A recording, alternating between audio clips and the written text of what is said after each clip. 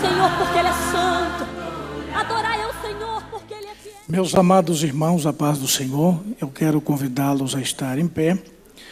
Nós vamos dar início ao nosso culto de adoração a Deus e à ministração do nosso estudo de escatologia bíblica. E eu quero crer que mais uma noite, a terceira noite, sejamos alvejados com as bênçãos do Senhor de uma forma toda especial.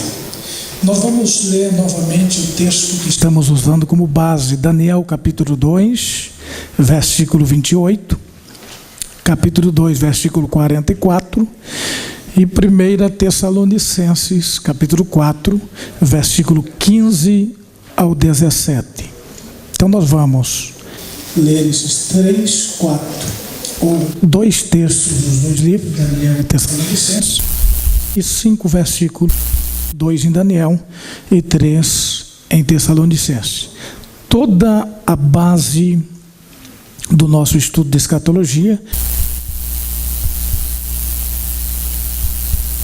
centenas de outros, mas a propósito eu quis usar os mesmos nas 4 noites, exatamente para fixar a mente, a memória de cada um de nós. Diz o versículo 28 do capítulo 2: mas há um Deus no céu, o qual revela os mistérios. Ele, pois, fez saber ao rei Nabucodonosor o que há de acontecer nos últimos dias. Mas nos dias desses reis, o Deus do céu levantará um reino que não será jamais destruído. E esse reino não passará a outro povo. Esmiuçará e consumirá todos esses reinos e será estabelecido para sempre. Agora, 1 Tessalonicenses, nós vamos ler versículo 15 e versículo 16 e 17. Dizemos-vos, pois, isto pela palavra do Senhor, que nós, os que ficarmos vivos para a vinda do Senhor, não precederemos os que dormem, porque o mesmo Senhor descerá do céu com alarido, com voz de arcanjo e com trombeta de Deus, e os que morreram em Cristo ressuscitarão primeiro. Depois, nós os vivos, os que ficarmos, seremos arrebatados juntamente com eles nas nuvens para encontrar o encontro do Senhor nos ares, e assim estaremos para sempre com o Senhor. Amado Deus e Pai, nós damos início ao nosso culto de adoração. Louvor e gratidão a Ti, Senhor, pelo privilégio, pela oportunidade de podermos juntos estudarmos a Tua palavra. Venha despertar os nossos corações de uma forma sublime, especial, muito especial nesta noite, tocando aos corações, Senhor, aumentando as convicções da bendita esperança, buscando mais e mais da Tua graça, mais e mais da Tua presença, mais e mais das Tuas bênçãos, em nome do Senhor Jesus. Amém. Tomai assento adorando a Deus. Os irmãos que estão com a apostila, nós vamos hoje falarmos sobre o 5º, ou melhor dizendo, o 6º ponto. É o ponto que trata sobre o arrebatamento. Hoje eu quero focalizar de uma forma mais específica a doutrina, o ensinamento e a nossa maior esperança, o arrebatamento. Antes, porém, apenas para efeitos didáticos, eu quero lembrar aos irmãos que no primeiro slide nós temos ali como que uma cronologia dos fatos voltado ao tempo, ou aos tempos, a qual dar-nos o sinal, cronologicamente, em ordem dos fatos e dos acontecimentos, a ordem que as coisas iriam acontecendo. E o que eu quero destacar nesta noite é que no sonho que Nabucodonosor teve, e Deus deu a Daniel a interpretação, ele destaca exatamente o período dos tempos. E eu quero fazer um resumo rápido, apenas relacionado à estátua. Hoje nós não vamos mostrar no slide, até por causa do tempo. Mas amanhã nós tentaremos o fazer, pois é a última parte. Mas só destacando que todos os detalhes na escatologia bíblica é importante. Observe que até o detalhe do tórax aqui, de prata, os dois braços, representa os dois reinos unidos, Medos e Persas. Então, até neste detalhe, a divisão das pernas e a extensão, a divisão do Império Romano. Então, eu quero fazer uma síntese, um resumo rápido a respeito disso. A partir desta profecia, a ordem é esta. A cabeça representa o Império Babilônico, dos anos 626 a.C. até 536. O Império Medos e Persa, que é dividido dos braços, representando os dois impérios, de 536 a 330 a.C. Passado este período do Medos e Persa, veio o ventre de cobre, representa o Império Grego, que foi um império pequeno na liderança de Alexandre o Grande, de 330 a 323. Porém, quando Alexandre o Grande morreu, houve uma divisão do seu reino. Ele tinha 4 comandantes: Cassandro, Lisímaco, Ptolomeu e Seleuco. Todo o foco do período interbíblico é focalizado entre duas nações, ou dois povos principais.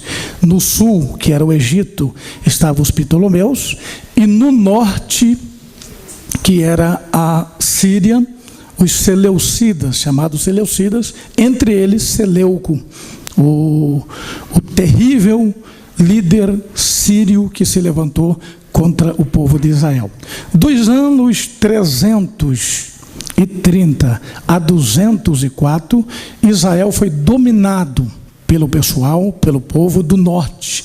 Quando os irmãos lêem, por exemplo, Daniel capítulo 11, sempre vou observar a expressão: o reino do sul, reino do norte, reino do sul, reino do norte. Do sul refere aos Ptolomeus, do norte refere aos Seleucos, chamados Seleucidas. Bem, dentro deste período interbíblico, que era uma preparação para o nascimento de Jesus, dos anos 167 ao ano 63, foi quando se destacou a chamada família Macabeia, os chamados Macabeus. Foi um período que eles se levantaram contra o poderio, contra a força dos Seleucos. Inclusive, foi exatamente quando Matatias, pai da família dos Macabeus, de Judas, de Jonatas e assim os seus 5 filhos, ele não aceitou que se sacrificasse uma porca em cima do altar, profanando o altar. Então, dentro do período interbíblico, que é aproximadamente 400 anos entre os testamentos, o Antigo Testamento e o Novo Testamento, esta família se levantou com muita ousadia. Dos anos 67, aqui, exatamente 63, melhor dizendo, começa a contagem do Império Romano. É quando Roma domina Israel. Não importava as nações que os impérios dominavam, o relógio do tempo escatológico estava voltado à nação de Israel, porque tudo tem a ver com Israel. Não obstante, ou apesar hoje Deus estar tratando com a igreja, é apenas um período de tempo de silêncio a Israel. Porém, após o arrebatamento, volta-se o plano de Deus, projeto de Deus, em continuidade com o povo de Israel. Então, só para a gente sintonizarmos no tempo, o Império Babilônico, melhor dizendo, romano, que foi o maior, olha a extensão da perna, se dividiu em 395. O Império Ocidental caiu em 476. O Império Oriental veio até 1453. Em 1453 deixou de existir como império, restando apenas o cumprimento do final da profecia, que seria os dedos. relacionado aos 10 reinos. Então, cronologicamente, na ordem dos fatos, a partir desta profecia que Deus deu e a interpretação a Daniel pelo sonho, baseado nessa estátua, nós entendemos claramente que todos esses reinos passaram. Nós estamos vivendo exatamente este período do fim. Exatamente. Aqui, a propósito, Lourenço Olson, um grande teólogo que a igreja teve na década de 50, década de 60, foi o grande escritor do livro Plano Divino através do século e o desenhista deste mapa Plano Divino através do século.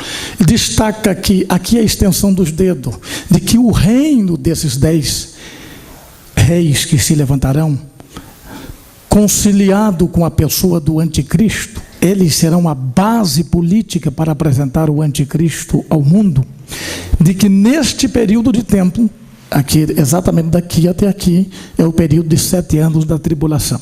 Então nós vamos agora retornarmos, nós estamos vivendo exatamente esse período da igreja aqui.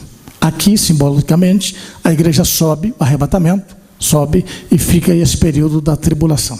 Hoje, portanto, vamos estudar sobre o arrebatamento. Então volte agora ao ponto 6 da sua lição, ou melhor dizendo, da apostila. Nós vamos falar um pouco sobre o arrebatamento da igreja. É importante entendermos de uma forma bem clara, bíblica e teológica, a sequência dos fatos que hão de acontecer. Observe comigo que nós estamos vivendo exatamente o momento que antecede o arrebatamento da igreja. Nós estamos vivendo, bíblica e teologicamente, exatamente no momento que se finda o espaço de tempo que Deus abriu entre o projeto, a nação de Israel, entre a 69ª e 69 semana, faltando se cumprir a última, 70ª, a última semana de Daniel, daquela profecia que só vai se cumprir no início, durante, até o final da tribulação. Então nós estamos vivendo exatamente no momento que a qualquer hora, mais dias, menos dias, ou mais meses, menos meses, Jesus vem. Não há dúvida disto. Não há dúvida disto. Eu quero destacar agora, diz o texto bíblico assim: portanto, melhor dizendo, diz o texto bíblico que nós lemos na introdução, no início de Filipenses, 1 Tessalonicenses 4, 15 a 17. Digo-vos isto pela palavra do Senhor. Esta é a expressão bíblica. Quando o texto bíblico se refere à palavra do Senhor, refere-se à revelação que Deus deu, aqui nesse caso, a Paulo. Paulo deixa bem claro, depois do primeiro fato, do primeiro acontecimento, que é a ressurreição dos mortos, depois disto, nós os vivos seremos arrebatados. O que eu quero destacar nesse tema de hoje, sobre o arrebatamento, é exatamente a expressão bíblica arrebatados. Nesta expressão arrebatados, observe que é em todos os 31.173 versículos que há na Bíblia, na versão corrigida, o único lugar que aparece esta palavra desta forma, o verbo na forma do particípio, ado, um ato concluído, que vem de arrebatar, subentende um processo executado e concluído. Paulo diz: depois nós os vivos, ou nós que ficarmos vivos, seremos, o verbo ser, arrebatados arrebatados. Harpásio, do grego, que é exatamente raptar, tirar rapidamente. Dá-se uma ideia de que neste momento, exatamente neste momento, quando a trombeta tocar, e eu quero aqui responder à pergunta que foi feita ontem, exatamente sobre a última trombeta, capítulo 15, versículo 52, Paulo disse assim, a partir do versículo 51, os que estão com apostila, o versículo está nela. Os que não, abre a sua Bíblia. Eu quero destacar 2 detalhes aqui. Como é uma palestra, é um simpósio bíblico, temos o propósito maior, especialmente nesse tema, arrebatados, que trata do foco principal da nossa esperança. O versículo 51 diz assim, eis aqui vos digo um mistério. Paulo está dizendo aos irmãos em Corinto algo que eles não conheciam até então, algo que eles não tinham conhecimento até então. Eu digo um mistério. Mas que mistério, Paulo? Aí ele diz assim, em um momento, na verdade nem todos dormiremos, mas todos seremos transformados. Estava dizendo, nem todos morreremos, mas todos seremos transformados. Aí ele destaca no versículo 52, num momento, que bendito e glorioso momento será. Em um momento, num abrir e fechar de olhos. Na tradução atualizada, destaca abrir e piscar. Para destacar que abrir e fechar, eu posso estar com o olho aberto e fechar quando quiser, ou minutos depois, horas depois. Mas a ideia não é o abrir e fechar no sentido literal de estar com o olho fechado ou aberto, mas é aquelas piscadas automáticas que a própria glândula lacrimais para produzir lágrima, para lubrificar os olhos. Exatamente, é algo tudo tão rápido, né? Não dá nem para perceber aquele piscadinho. Paulo está exatamente dizendo, durante esse átomo, que é uma expressão do grego, um tempo mínimo do mínimo, como que uma fração de 7 milésimo de um segundo. Em um momento, em um abrir e piscar de olhos. Aleluias. Aí Paulo diz assim, observa aí, vírgula, ante a última trombeta. E a pergunta de ontem era, se é a última, porque tem primeira, né? Então o que eu quero destacar é o seguinte, Paulo diz, ante a última, não é antes, é ante, diante. Tanto que na versão tradução de Jerusalém diz, ao tocar a trombeta final. Esta trombeta não está relacionada, aí eu destaquei aqui, nem a Mateus 24, quando os anjos tocarão trombetas para reunir todos os escolhidos, que será o julgamento das nações, já no final da grande tribulação. Também essas trombetas não é as trombetas tocadas do capítulo 8 de Apocalipse, que são 7, especificamente. Esta expressão trombeta, Paulo repete em 1 Tessalonicenses 4, dizendo, a trombeta de Deus. Ele destaca, porque a trombeta era usada em eventos específicos, solenidades, seja a festa da Páscoa, seja a festa dos tabernáculos, aquelas solenidades que eram realizadas em Israel. Segundo, também era usado para a guerra. Era um sinal de alerta, era um chamamento. Quando nós olhamos para o texto, ante a última, porque terá duas. O primeiro toque é para a ressurreição dos mortos. E o segundo, a transformação dos vivos. Então, olha como diz o texto. Vamos lê-lo de forma a destacar, no versículo 52, os detalhes. Num momento, Primeiro. Segundo, abrir e fechar de olhos ante a última trombeta. Aí ele diz, porque a trombeta soará, vírgula, e os mortos ressuscitarão incorruptíveis. Aí ele usa aqui uma preposição. E nós, na verdade, melhor dizendo, conjunção.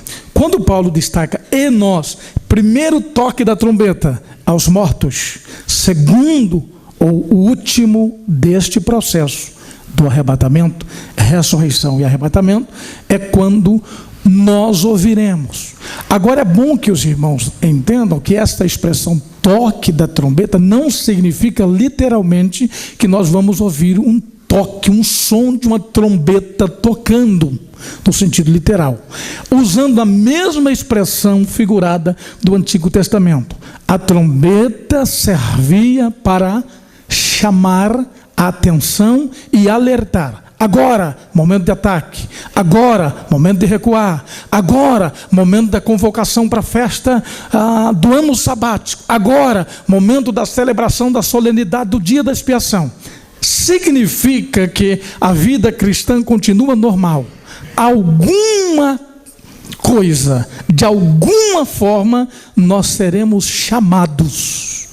É agora o momento.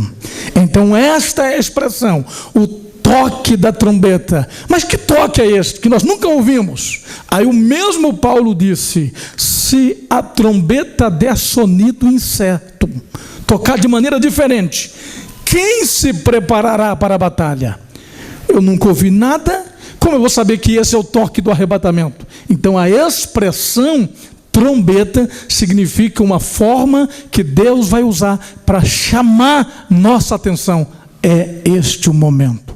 Eu quero crer que uns de nós estaremos no culto, outros estaremos trabalhando, outros estaremos em lugares diversos.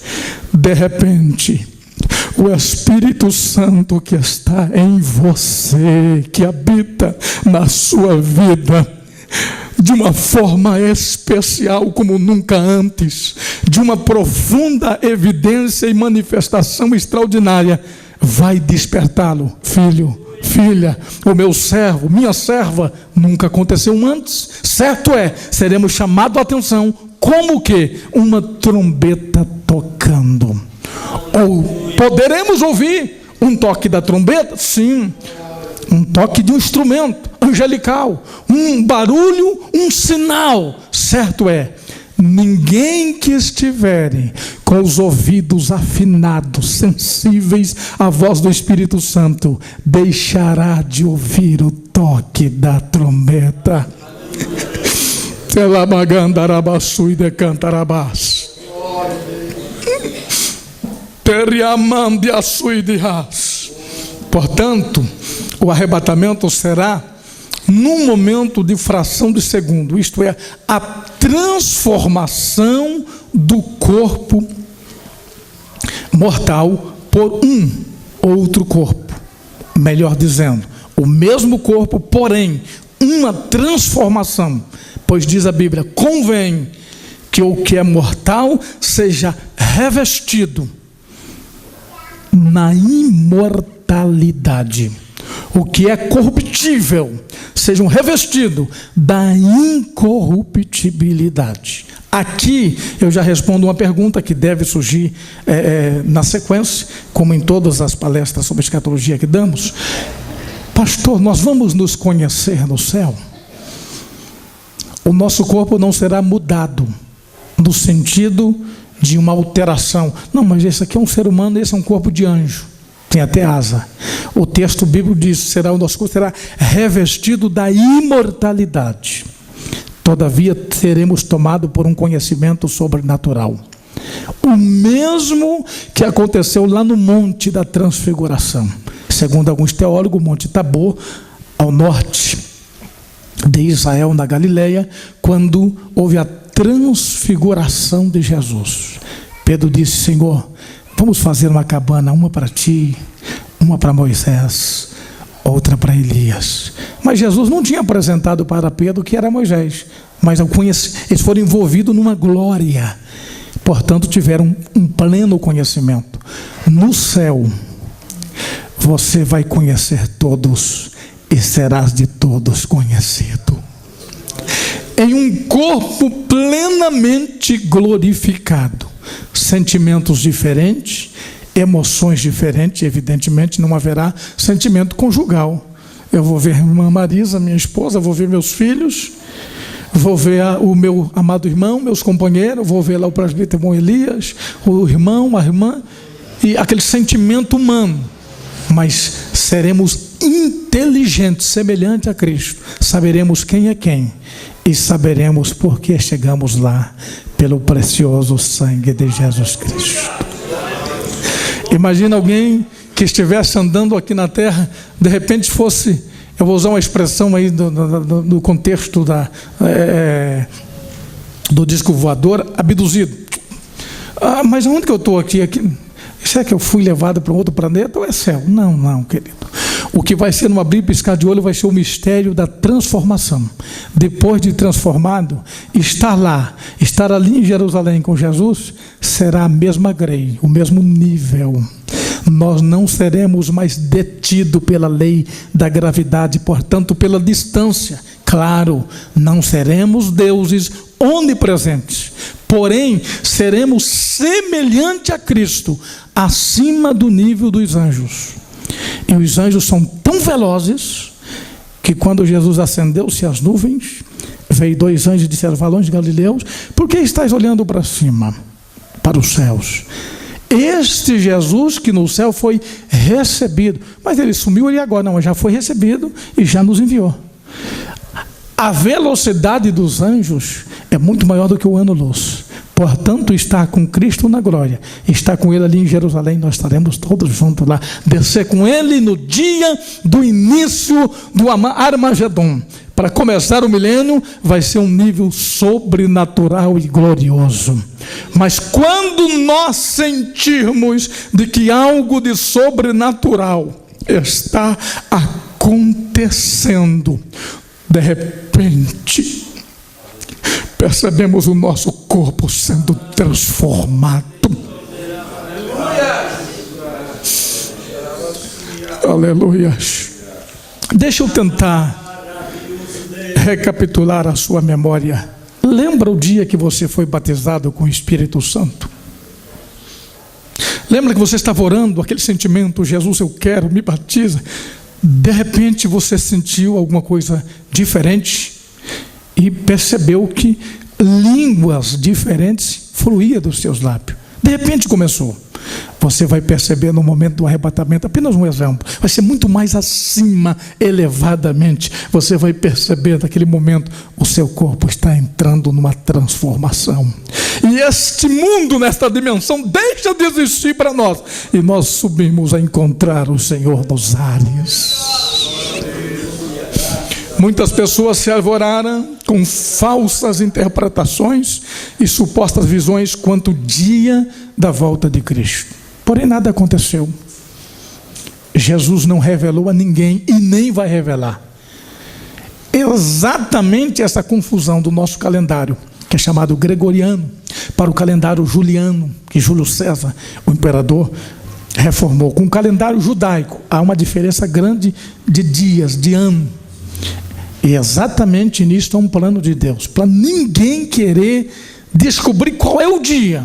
Até porque, se nós soubéssemos qual é o dia, perderíamos a esperança e a expectativa. Eu sei que Jesus vai voltar mês que vem, dia tal, eu deixo para fazer um jejum de uma semana. Santificar, deixa tudo. Agora é só porque ele vem final de semana. Não. A hora que ele vier, nos tomará de surpresa. Porém, surpresa no sentido geral da expressão. Mas quantos realmente estão esperando Jesus voltar? Se voltar hoje, estou esperando. Se voltar amanhã, estarei esperando. Se voltar ano que vem, estarei esperando. Bendito seja o precioso nome de Jesus Cristo. O importante é estar preparado, melhor dizendo, pronto para o momento. Por isso, a última frase deste slide é: por isso a advertência bíblica é: quem tem esta esperança, leia comigo, purifica-se a si mesmo. Quantos têm esta esperança? São quantos estão purificando a si mesmo. Não dá para a gente tentar purificar a vida de alguém, porque aí a gente perde a nossa. Purifica-se a si mesmo. Bem, agora eu quero destacar as perguntas dos discípulos a Jesus em Mateus 24.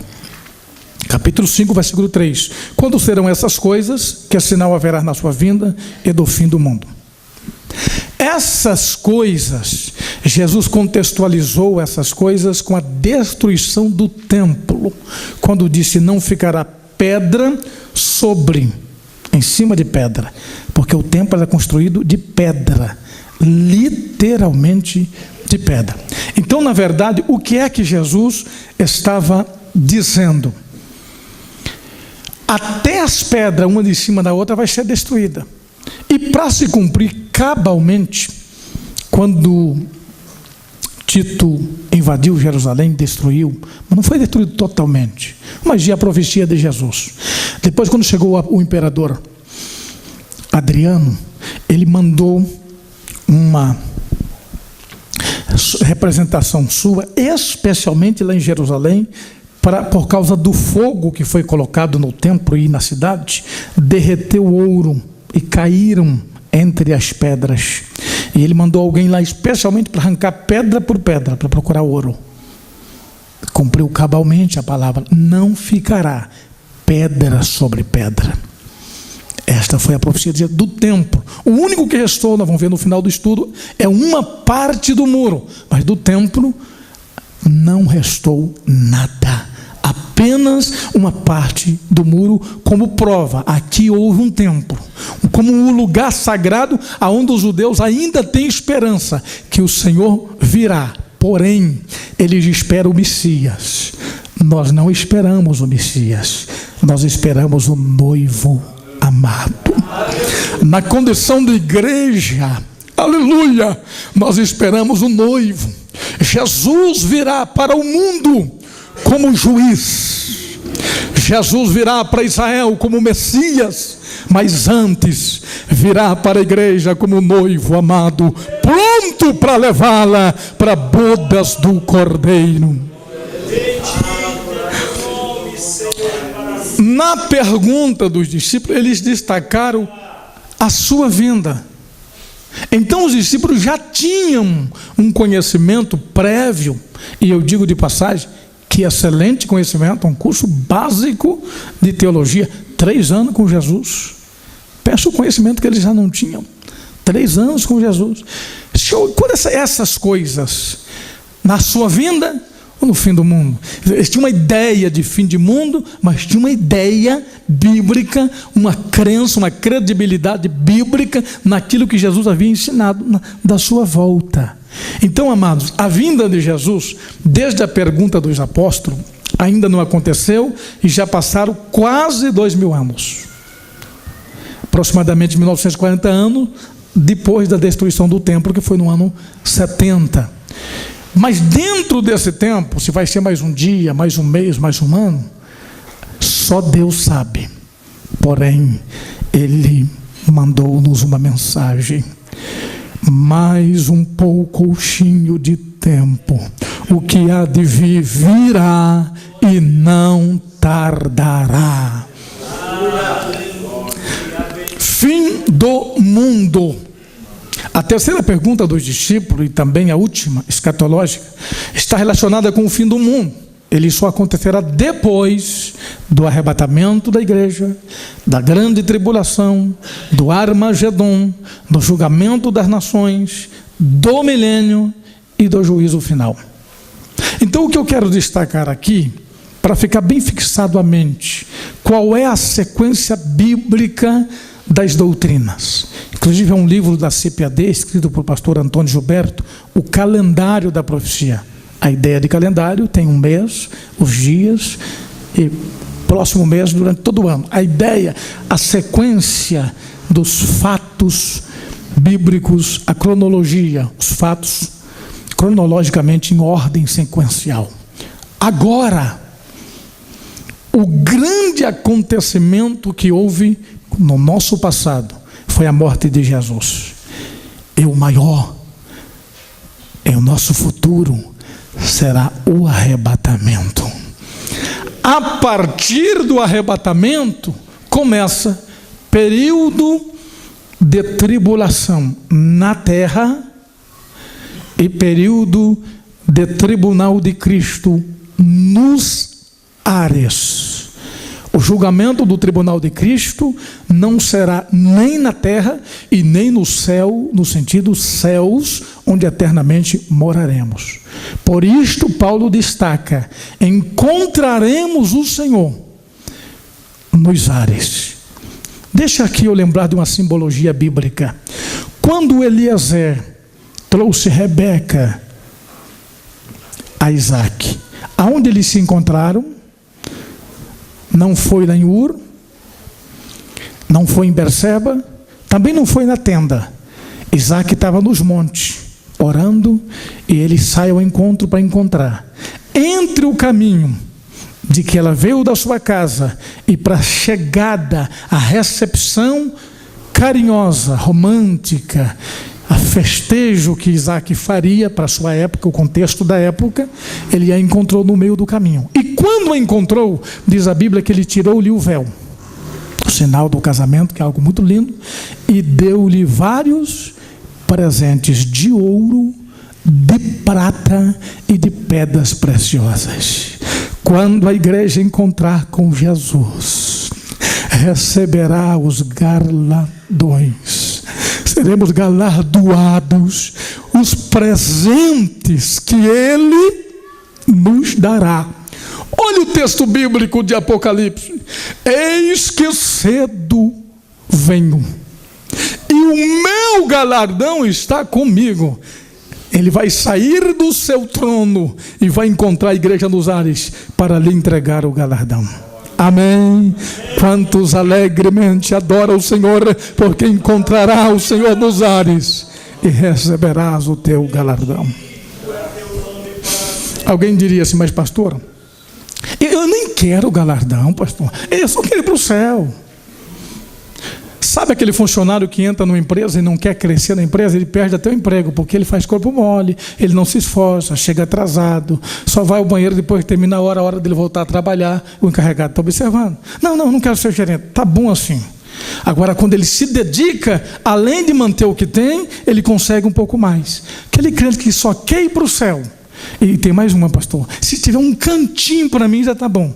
Quem foi que ele diz que no céu tem canto? Tem canto aqui, que é de 20 por 10, termina. Toda a eternidade nós usufruiremos do que tem lá. Ninguém chegará ao limite, porque foi a casa que o Pai preparou para a sua vida. Então, amados, precisamos sim querer mais, fazer mais para Deus, até para não perder o que temos.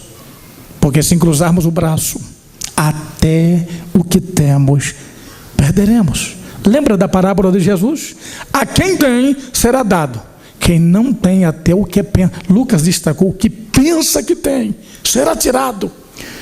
Deixa o Espírito de Deus falar ao seu coração de uma forma toda especial esta noite.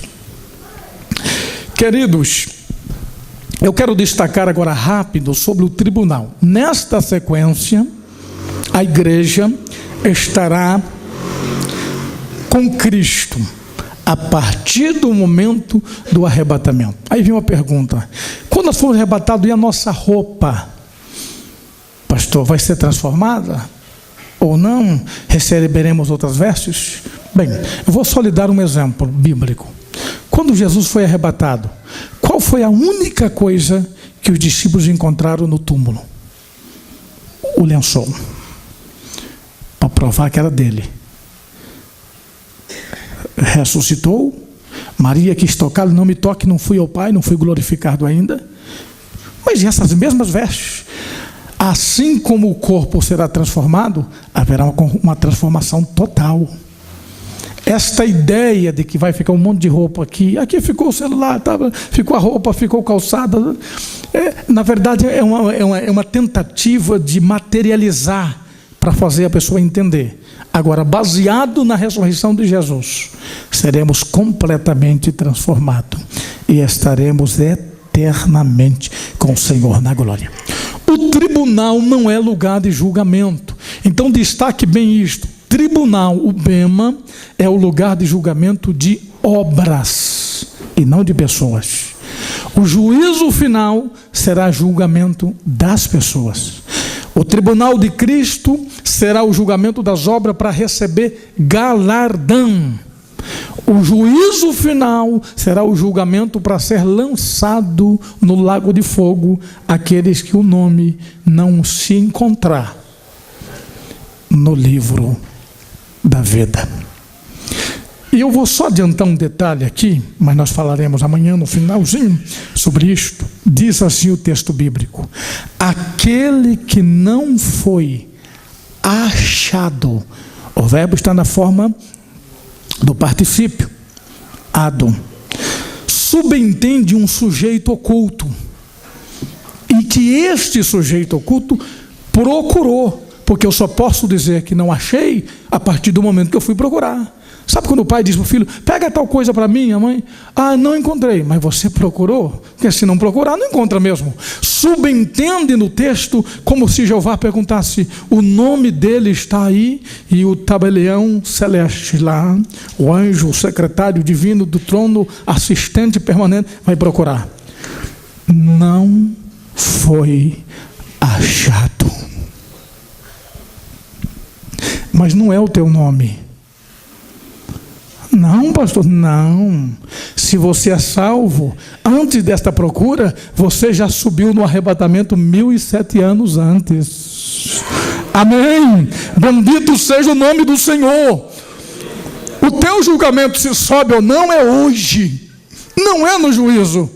Porque depois do arrebatamento, aí não tem o que dizer mais. Ficou porque não subiu, não estava preparado. Subiu porque estava pronto. Esse juízo final terá o propósito de julgar todos que nasceram desde Caim, porque acreditamos que com o seu pecado está na perdição, até o último que nascer no milênio. Bem, então seguindo a sequência do nosso estudo, cronologicamente, enquanto aqui na terra, uma fase boa. Porque pense comigo, os primeiros 3 anos e meio do anticristo vai ser muito bom.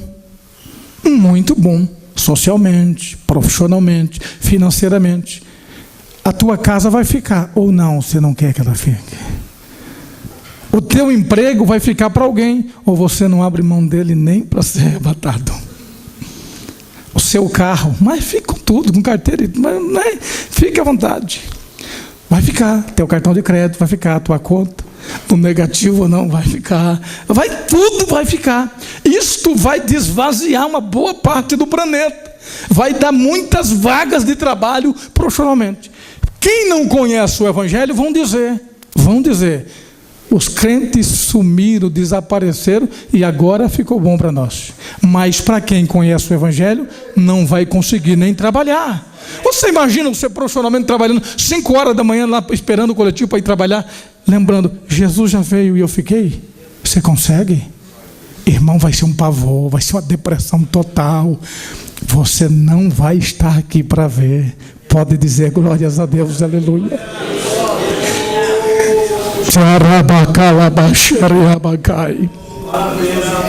Seja sincero diante do Espírito Santo.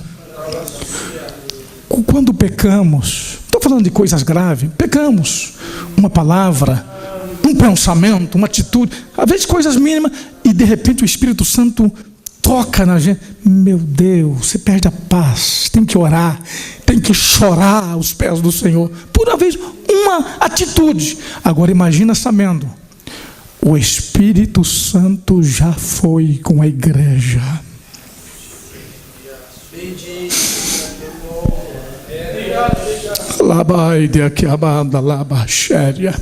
Eu não tenho tenho chance de perdão no sentido de confessar a Jesus e sentir perdoado e poder participar da ceia. Porque nem sei se haverá ceia, mas haverá, com certeza. Os templos vão continuar funcionando, as liturgias, alguém vai inventar algum tipo de expectativa, vão manter fiel, até porque eu quero responder a segunda pergunta que eu disse que falaria hoje, pulando para o próximo ponto. Durante este momento da tribulação, enquanto começa aqui, nós estamos no tribunal. Terminado o tribunal de Cristo, receberemos os galardões, coroas e tudo aquilo que a mente humana não consegue imaginar, de tudo e mais tudo que Deus tem preparado. Como diz a Bíblia, nunca subiu ao coração do homem o que Deus tem preparado. Enquanto isto, como eu disse, aqui vai indo mais ou menos bem, porque é vaga de emprego, é casa que ficou, é carro que ficou bem. Mas passado,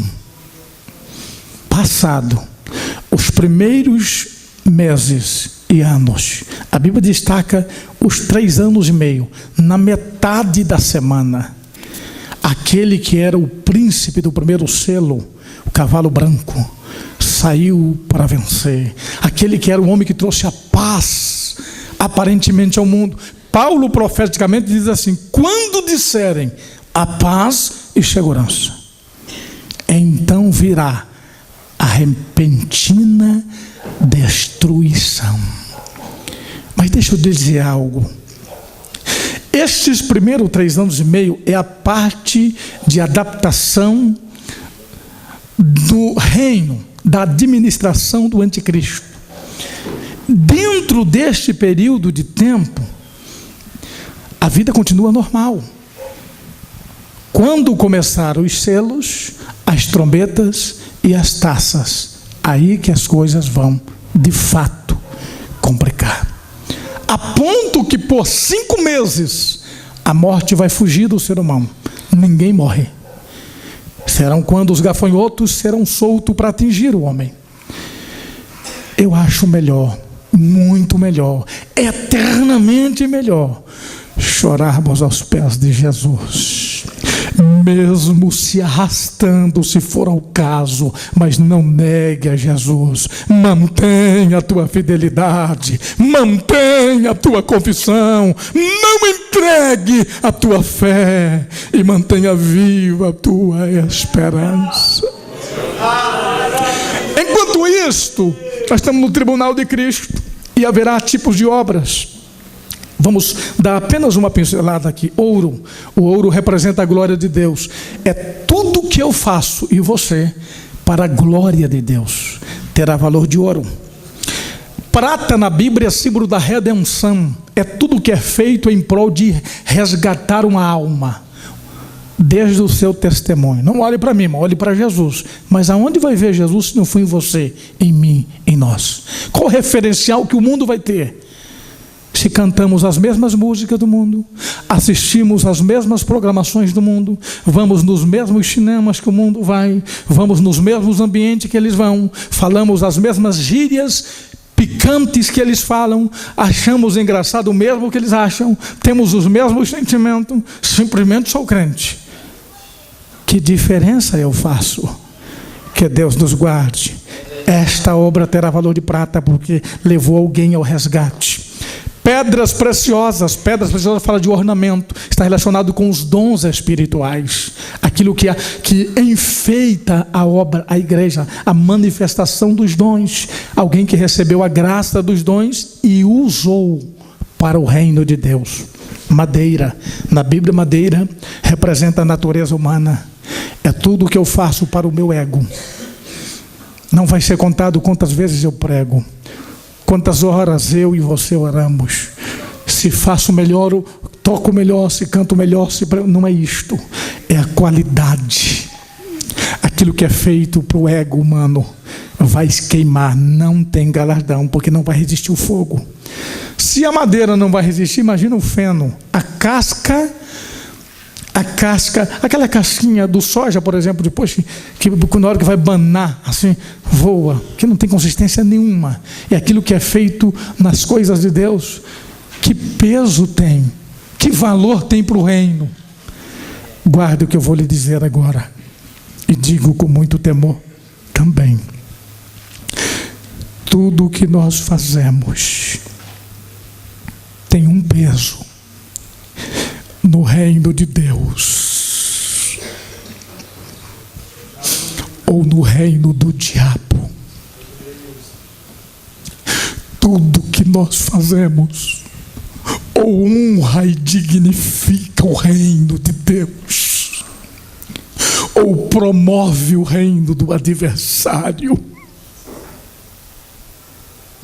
Não é porque eu devo queimar, pastor, por que eu não posso? Por que é proibido? Não tem nada proibido, nada. Tudo que eu faço, aonde eu vou, o que eu vejo, o que eu falo, tudo que eu sou, tudo que somos, ou está evidenciando o reino de Cristo, ou está evidenciando o reino do nosso arqui-inimigo. Que a graça de Deus envolva a tua alma nesta noite e a minha também, e nós possamos contribuir para o reino de Deus. Obras da qualidade de palha, o fogo vai lamber. Aí a Bíblia diz: o tal, todavia, será salvo. Mas ele já subiu, já está lá em cima, ele não vai ser jogado de lá. Por isto que este julgamento no tribunal é para receber galardões, e não para saber se vai entrar no céu ou não. O que sabe se vai entrar no céu ou não é se subiu ou ficou. Lembra de uns cantores que cantava: ou você vai ou você fica? Ah não, eu estava subindo e parece que estou caindo de volta. Quando a gente passa lá em cima no avião, você olha, depois que ele pega a altitude de cruzeiro, você olha, você vê as nuvens como se fossem montanhas, todas brancas ou outras mais escuras, e você olha lá embaixo, vê a casinha, tamanho de uma caixa de fósforo, uma coisa assim tremenda, interessante. Imagina, mas esse avião está subindo ou está caindo? Quando ele vai então aterrissar, é um gelo na barriga, né? Dá a impressão que ele está caindo, que ele está descendo. Imagina no arrebatamento. Mas eu estou subindo? Não, querido, você já foi arrebatado e estará no julgamento das obras para receber o teu galardão. Agora, quando perceber, não creio, fulano sumiu, Beltrano, meu Deus, eu fiquei. Quantos irmãos aqui tiveram a experiência de sonhar com arrebatamento e acordaram em polvorosa, em susto? Levante a mão, deixa eu ver. Eu me lembro ainda, eu era jovem, bem no início da minha fé, aceitei Jesus, graças a Deus, aos meus 12 anos de idade.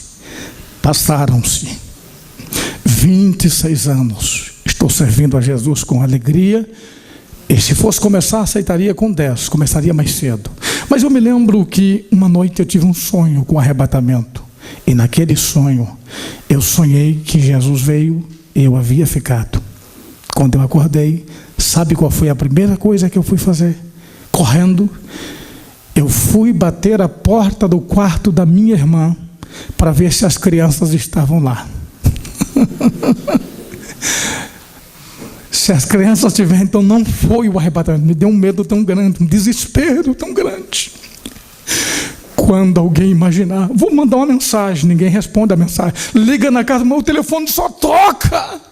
Será que realmente aconteceu? Aí não tem para onde correr. Não, realmente fiquei. Mas a partir do momento de transformado, ao ouvir o toque da trombeta, que será uma forma que o Espírito Santo lhe atrairá para o momento tão glorioso e maravilhoso e esperado da igreja, subiremos para estar com o Senhor alegremente.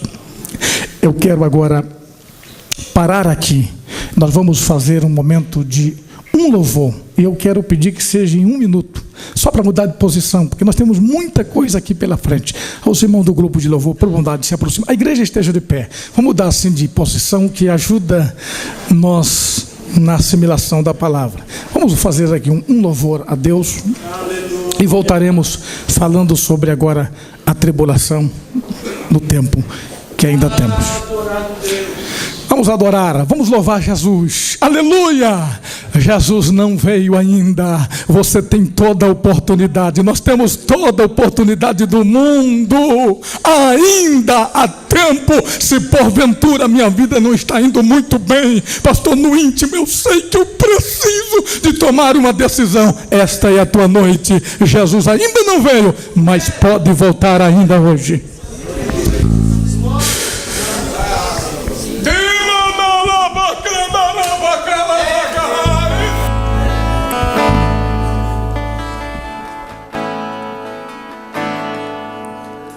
Em espírito, em verdade, te adoramos, te adoramos. Em espírito, em verdade, te adoramos, te adoramos. Rei dos reis e Senhor,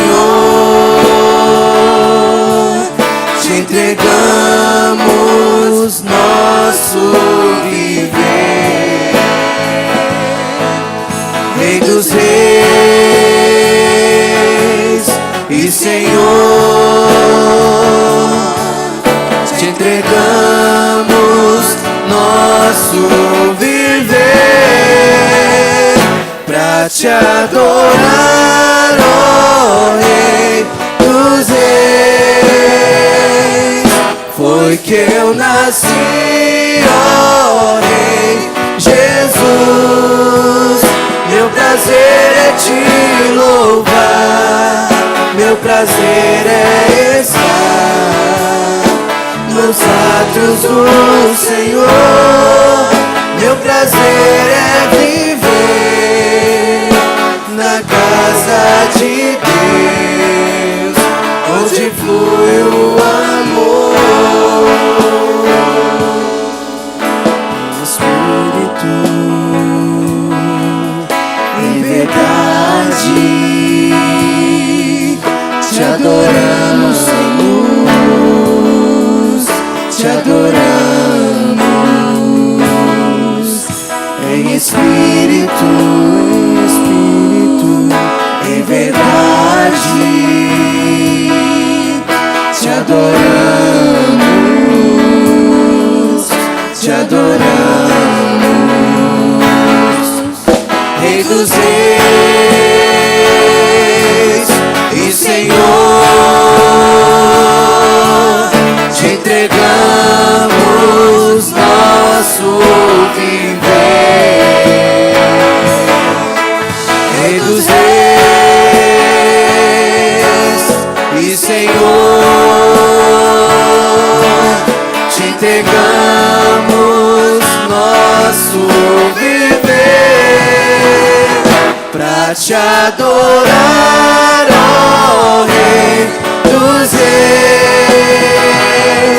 Foi que eu nasci, ó Rei Jesus. Meu prazer é te louvar, meu prazer é estar nos átrios do Senhor. Meu prazer